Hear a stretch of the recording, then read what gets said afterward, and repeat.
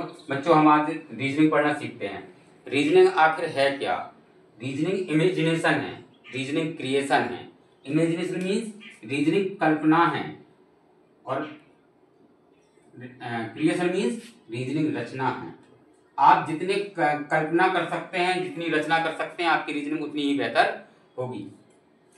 तो देखिए इसका उपयोग क्या है लाइफ में। आखिर ये रीजनिंग पढ़ने की जरूरत क्या है? रीजनिंग पढ़ने की जरूरत ये है कि जैसे आजकल किसी के स्क्रैच निकालना है, ठीक है ना, किसी के बारे में जानना है, किसी कोड खोलना है, जो आजकल में कि गाड़ी कारतूस वगैरह बेच रहे हैं, कट्टे वगैरह बेचे जा रहे हैं, हथियार बेचे जा रहे हैं, वो कोडिंग करके बेचते हैं, लौकी आलू वगैरह। तो ये लोग उसके फोनों को क्या करते हैं, जो बड़े हमारे ऑफिसर वगैरह होते हैं, सर्वर लाइन पे लगा करके उनकी कोडिंग को पकड़ते हैं, आखिर क्या क्या रहे हैं, इनका ये आलू शब्द आखिर है क्या। तो बस यही रीजनिंग है। तो रीजनिंग को चलते हुए जैसे हम आपसे कहें एक शब्द लिख दें, कहीं हम राम की जगह पर इस्तेमाल कर रहे हैं, मान लो थोड़ी देर के लिए 8 3 11 12 2, जैसे राम की जगह पर हम 32 लिख रहे हैं, राम की जगह पर हम 32 लिख रहे हैं, तो बताइए सीता की जगह पर क्या होगा? ये सब रीजनिंग का ही एक पार्ट है। अगर राम की जगह पर हमने 32 लिखा तो सीता का मतलब कितना होगा?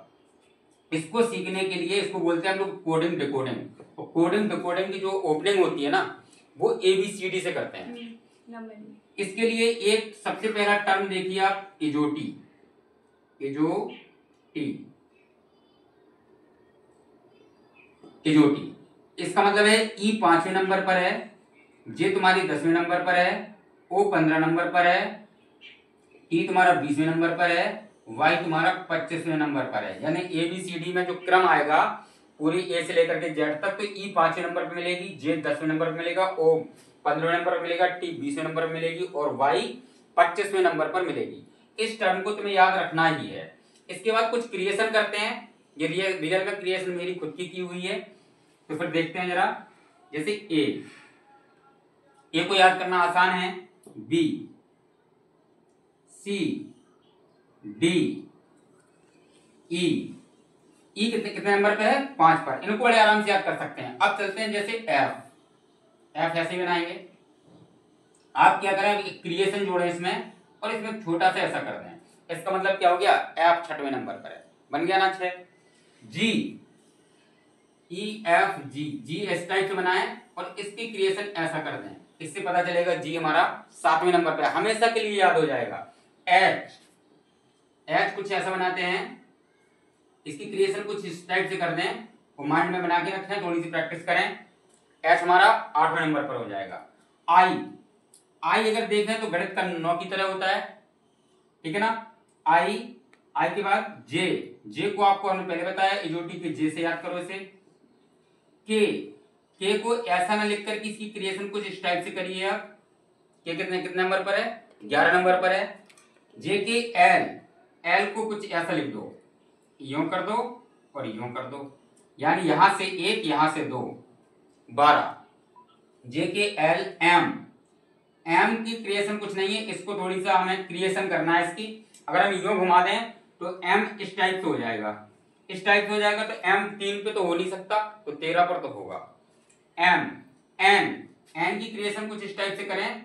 एन ये आपका रोमन नंबर का 4, ठीक है ना, 4 यानी 14। एन कितने नंबर पे? 14। एन ओ को याद करने का तरीका वो इजोटी से ले लेना पड़ेगा।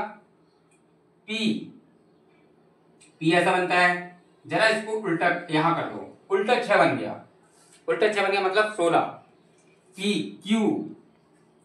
क्यू को आप इस टाइप से लिखें तो क्यू 7 पे तो नहीं हो सकता, लेकिन 17 पे तो हो सकता है। क्यू आर ये 1 लिख गया और ये तुम्हारा, इसको यो जोड़ दें, 8 टाइप बन गया ना।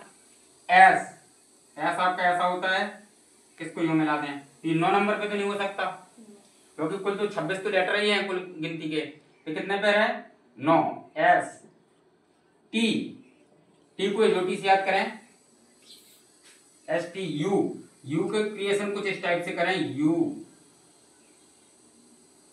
21 नंबर पर। वी को याद करें 22, इसको साउंडिंग वर्ड से याद कर लें, यूवी। डब्ल्यू आपका ऐसा इसकी क्रिएशन कुछ इस टाइप से घुमाएंगे तो ये भी ऐसा हो जाएगा और ये 3 की तरह दिखेगा।